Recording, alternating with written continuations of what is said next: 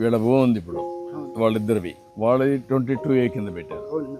అలాంటి చాలా భూములు ప్రైవేట్ భూముల్ని గవర్నమెంట్ భూమి కింద చూపించారు.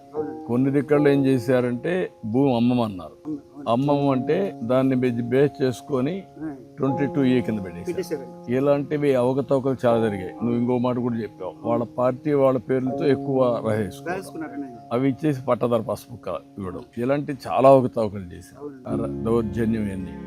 ఇప్పుడు దానికి మళ్ళా నేను బ్లాక్ చైన్ టెక్నాలజీ పెట్టడం, మీరు అన్నట్టు మళ్ళీ కింద నేను తప్పులు చేస్తారని నేనే రావడం, అవునండి.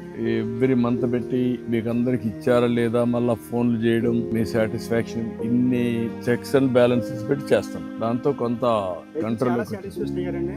అది కూడా ఇది వరకండి జగన్మోహన్ గారి గవర్నమెంట్ లో పంట డబ్బులు కూడా 2 నెలలకు పడటం 3 నెలలకు పడటం జరిగిందండి. నేను కూడా వచ్చేవాడిని. మీరు వచ్చిన తర్వాత 24 అప్పుడు నేను తణుకులో వచ్చి ఒక పెద్ద ధర్నా కూడా చేశాను. అప్పుడు వేరే ఇక్కడ మీ రైస్ మిల్ వాళ్ళు ఇక్కడ ఇవ్వకుండా ఈస్ట్ గోదావరి ఇచ్చేవాడు, దూరంగా ఇచ్చేవాడు. అది ఇక్కడ ఇచ్చేవాడు అంటే వాళ్ళకి ఏ రైస్ మిల్ కావాలంటే ఆ రైస్ మిల్కి ఇచ్చేవాడు. ఎక్కడంటే అక్కడ చేశారు.